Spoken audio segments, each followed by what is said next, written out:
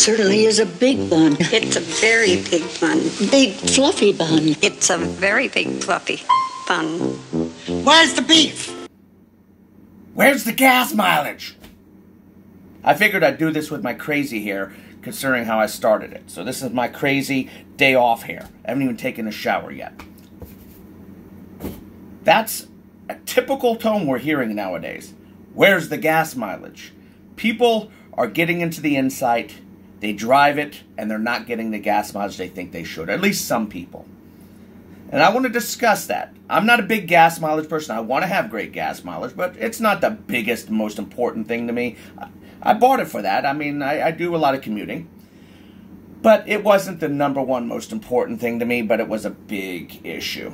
And a lot of people aren't seeing the gas mileage they feel they should from this car. I'm not. But we need to put things in perspective, and I'm going to point out a few things that I've learned on, mostly from other people and myself. I know a little bit better about this as well, but from most, from the forums and so forth, on the best way to increase your gas mileage and how to realize the best gas mileage you can get out of this car.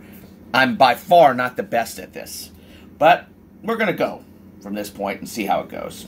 I'm going to try to do a drive. I started a drive at one point.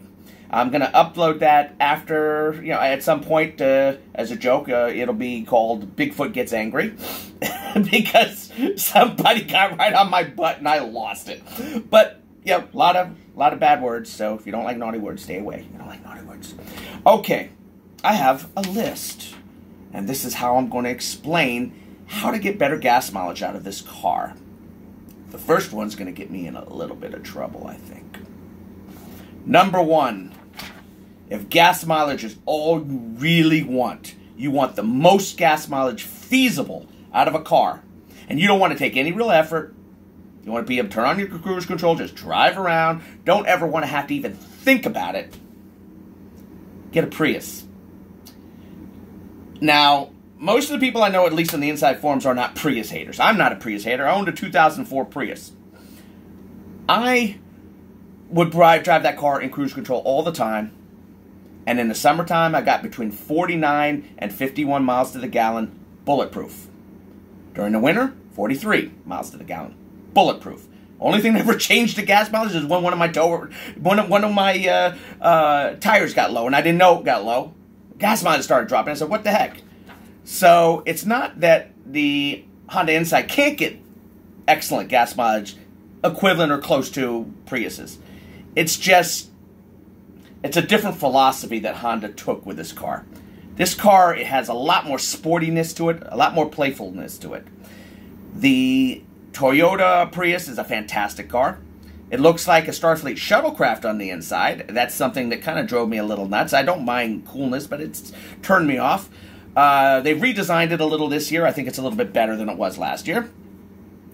But the car is purely designed to get you the best gas mileage possible.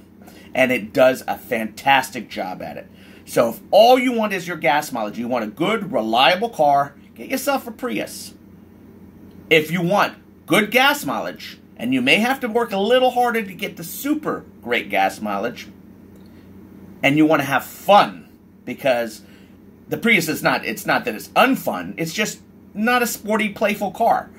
It's made to give you the gas mileage and to get you from point A to point B comfortably in a good, good car. The Insight's meant to excite you. It's also a little bit more traditional in design on the inside. The Prius is just a little too weird on the inside, even for my taste, and I like the weird stuff. So #1, get a Prius, let the hate mail engage. #2, and this one hurts me, don't get the touring model. I have the touring model.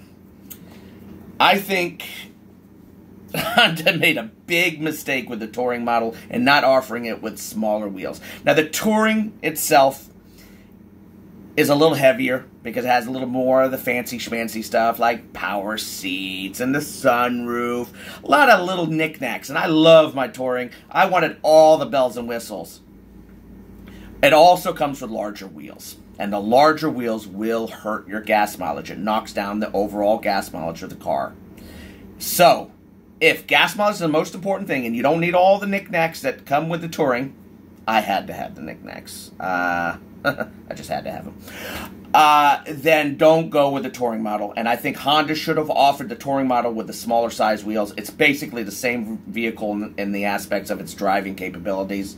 There's no reason not to have it with smaller wheels. You can always add your own smaller wheels if you intend to buy yourself some winter tires. You can get smaller wheels, but don't get the touring. That's not going to get you the best gas mileage. You can still get great gas mileage out of a touring. You just lose like 3 or 4 miles to the gallon overall. Don't get the touring. That's number 2. Number 3, don't drive in the winter.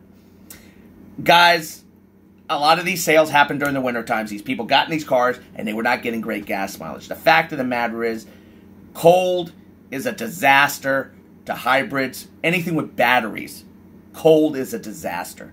You're going to see much lower gas mileage during cold weather. It's just the way it is. There's very little you can do about it. You got denser air. You got different fuel additives. Your gas is different that you're getting. And the coldness causes, it just takes longer for the batteries to warm up and reach their efficiency. So, as I said, with the Prius during the winter, I got 43 miles to the gallon. That's a drop from 51 to 43. That's a massive drop. So whatever gas mileage you've been getting in this cold weather, don't consider that's going to be in your hot weather. It's going to get better. It can only get better. So if you're really discouraged by your gas mileage, you drive like a normal person. I'm not exactly normal. I think all you can see is look at this hair. That's not normal. Not normal. But if you're discouraged, give the car time to get into the summertime. That's when you're going to start seeing it shine more. And remember, the car's fun, so you might be doing things you shouldn't be doing on the car. So, what's next on my list here? Well, number 2 was winter sucks. Number 3 was winter sucks. Winter does suck. It causes a lot of trouble. Part of your winter. Number 3, or well, I've lost count. Who gives a crap? The next one. Heat kills gas mileage. When you are running the heat, car uses a standard heater like most other cars, runs water through the radiator, heats it through the engine, runs it into, I forgot the evaporator, whatever the heck it's called. Either way, the engine runs in order to heat the car. It heats the water, heats the cabin heats up, boom. Now, there are people say, oh, I don't drive with the heat on, or I wait until later and I turn on the heat. With all due respect to forum members, you guys are nuts. You guys are crazy. I am not driving without my freaking heat on. I can turn on the, I can turn on the seat heater. The seat heater is great. You see this? You see this, guys? See this big man boobs? Yeah. It takes a little while for the seat heat to penetrate the fat. Therefore, it takes me a little while to get it warm. I am not getting into a cold car. So, in the winter, as part of your winter problems, running the heat is going to get you. You can run it in different ways. Personally, it would have been great if Honda had offered the idea of a heat pump on this car. A lot of the electrical cars are now beginning to move towards heat pumps, which I think is a great idea. They're much more efficient, and you can get better gas mileage on them, but either way, it's a normal heating system in this car. And you have to keep in mind that the heat is going to suck, and it does make a difference. I've tried turning off the heat and driving, and it does help turning off the heat. Lower heat, whatever. But heat kills, and that's just the way it's going to be. Another thing, plan your trips. This may seem a little counterintuitive, but if you happen to know where you're going and areas, finding flatter terrains to go, if feasible, is always a better idea. Just remember, or downhill, a lot of downhill. Of course, if you're going downhill there, you're going to have to go uphill, come back at some point. But flatter terrains, planning your trips where you're going will help you a lot. These are not things you have to do, but it helps. I happen to go to work a particular way. The reason I do it, for 2 reasons. A, I'm cheap as hell. I am not paying for the tolls. I found a long way to go. It's a little longer, extra 15 minutes, but it's worth it. But also, I found 2 different ways to go that avoid the tolls. One was flatter and gave me better gas mileage. That's the way I choose. So, try to plan your trips if you can help it. Next one, no Jackrabbit Starts. If you slam on the gas all the time, you're going to eat gas. You're going to engage the engine. You're going to put the car into its power mode, and the engine's going to engage.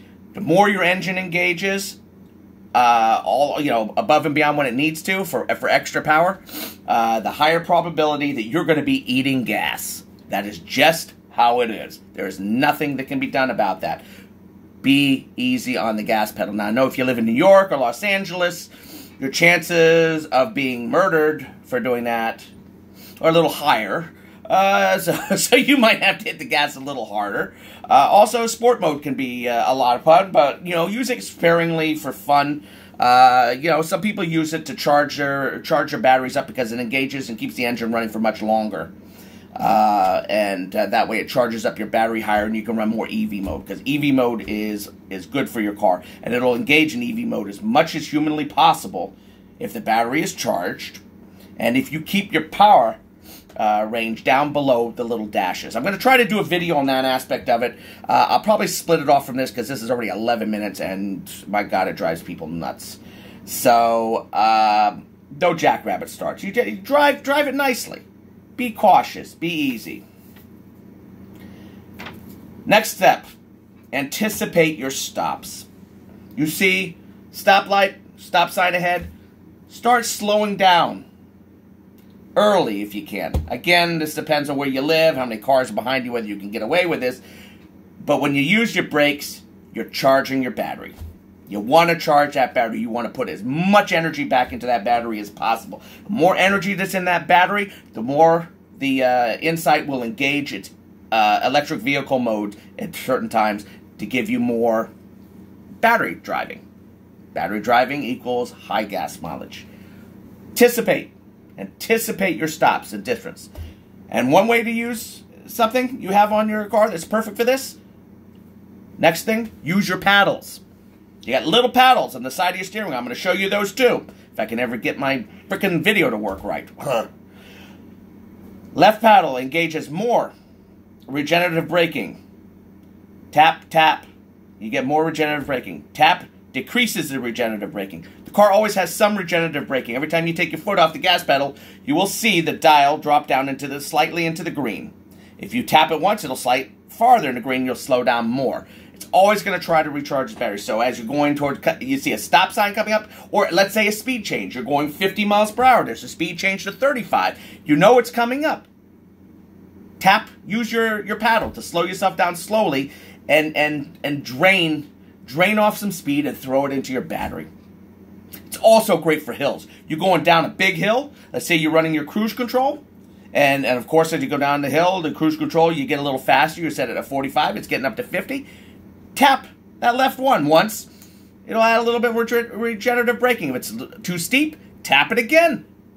Then you'll get more regenerative braking. And it'll keep it. All that energy is getting thrown right into the battery, raising those lines up, so you got more EV mode. Very important. Use your paddles. They're kind of fun. If you don't, use your gas pedal. Basically, your brake pedal. It's basically the same. It's just easier with the paddles because it's kind of an automatic situation. Here's a plus that many don't know. If you're in sport mode, you hit that paddle. See, most of the time when you stop, after you're done driving in regular mode, you come to a stop or you drop to a certain speed. I think it's sometimes down to 5 or 4 miles per hour. The regenerative braking resets itself. It doesn't stay on. It's not constant regenerative braking. But in sport mode, whatever regenerative braking you have it set at, you have it at maximum regenerative. When you're in sport mode, when you take your foot off the gas, it's always going to be at that regenerative braking until you disengage it or lower it. That's to throw as much power back into your batteries as feasibly possible. Essentially making it possible for a semi-one-pedal operation of the car. Very semi. Last thing I'm going to suggest to all of you is don't drive like I drive. I drive on my cruise control everywhere. Everywhere. I love it. I love the tech. It's fun, and it's comfortable, and it keeps me at the right speed. Don't drive on the cruise control everywhere. Use your cruise control at high speeds, like on the highway, on the expressway, or when you're in a smooth area and it's just normal go. If you use it everywhere, the problem is that the cruise control on the Honda Insight is a over aggressive, which is fine to a certain extent. Speeds you up, gets you to your point, gets you going, boom. And then it sets you. The problem is it pushes that gauge into the power range. And the more power it uses, the more the engine will engage, and the more the engine will help drive the wheels. The more power you use, the more the engine's going to be used. Even if it's not to send power to your wheels, it's to send power back to your battery and keep those batteries charged. So, don't drive on cruise control everywhere. It will hurt your gas mileage usually. If you drive carefully, press the gas pedal lightly, drive normal speeds within reason. You know, you can go fast too if you want to. Just don't use the cruise control everywhere. If you do, you're probably going to see lower gas mileage like I do. I figure in these winters, if I were more careful, not following all of these rules, because quite frankly, I just drive the car. And I run it on cruise control. Normally I drive the car. I'm not looking to hypermile and get every bit of gas mileage out. But if you are really upset about your gas mileage, if you follow these tips, I guarantee you'll get better gas mileage. It will get better. And when it gets warmer, it will get better even more. There are people pulling in the 60s in the gas mileage on the forums. Some of them are a little crazy. They don't run their heat. You people are nuts. But aside from that, some people are pulling 60s in regular driving anyway. But, I mean, they're pulling incredible gas mileage. I'm not getting anywhere. I'm getting like low 40s most of the time. But I'm happy with that. Just remember these tips that I gave you. If you use these tips, they will help you. And the car will shine. And what will be great about this car is when you want to hit that sport mode, or when you hit those turns, even in econo mode, you want to hit those turns, you're going to have a lot of fun. More fun than you're going to have in the Prius, I got to tell you that. No offense to the Prius. I love Prius. I loved my Prius. That was the first car I looked at. It blew my mind. I had a 2004 Prius. I got it in a 2018 Prius. It drove the same, which is not necessarily a bad thing. But I kind of figured from 2004 to 2018, the car would handle a little better or felt the same. It was kind of a disappointment in that aspect. But the thing that really turned me off the most was mostly the interior styling and the design of the interior. It was okay, but it wasn't for my taste. And besides, I fell in love with the Insight the moment I sat in it. There's a reason why people really like the Insight. You're driving a sporty little sedan that gives you good gas mileage and is capable of giving you excellent, incredible gas mileage. One other thing I forget to think, speed kills. Faster you go, let's say you start breaking the 55, 60 mile per hour barrier. There was a reason why we had a 55 mile per hour speed limit. It was during the gas crisis, because it saves gas. Literally, you start losing gas mileage as you go faster than 55. I don't know if it's specific to 55, but 55 seemed to be the real sweet point on a lot of cars. You're driving 70 on the highway, your gas mileage isn't going to be so good. That's going to start killing you. You're driving the best speeds on these type of cars tend to be in the 35 to 55 mile per hour range. Smooth acceleration like that, you're going to get incredible gas mileage. If you're driving everywhere at 70 miles per hour, you're going to be limited on your gas mileage. There's not much that can be done about that. Even the Prius will have trouble, although not as much because the Prius has better aerodynamics. But guys, don't give up. If you've been driving this car and you're going, where's the gas mileage? Where's the beef? First of all, it's cold. You're not going to get any beef right now. I don't have much beef either. But when you start warming things up and if you follow these steps, you don't have to follow them all. It doesn't have to be a chore to drive your car. If you follow these steps, I guarantee you'll see better gas mileage. Good gas also makes a difference. Sometimes lower-end gas can make a difference. That's a little bit more esoteric. If you want a little bit more detailed information, go to gen3insight.net. Pretty sure it's .net. I think it's .net. If it isn't, try .com. I hope I didn't mess that up. Those are the forums. A lot of people there, and a lot of them are obsessed. That's right, I'm making fun of you guys. obsessed with their gas mileage. But then again, a lot of people buy this car for that specific reason. They want to see what they can get. And I think it leads to some bragging rights. You know, I got 73. I got 129. Well, of course you got 129. You drove EV mode down your neighborhood. Duh. So, give it a chance. It's a great car. You're going to have fun. You're going to get the good gas mileage. It'll be a little bit different. Alright, I'm going to make a second video if I can, showing the actual power range and how to keep it in line. I tried it before. It was a disaster, so we'll see what happens. Take care. This is Verdier. God, I'm getting huge. All big amount of me with my crazy hair today. Adios.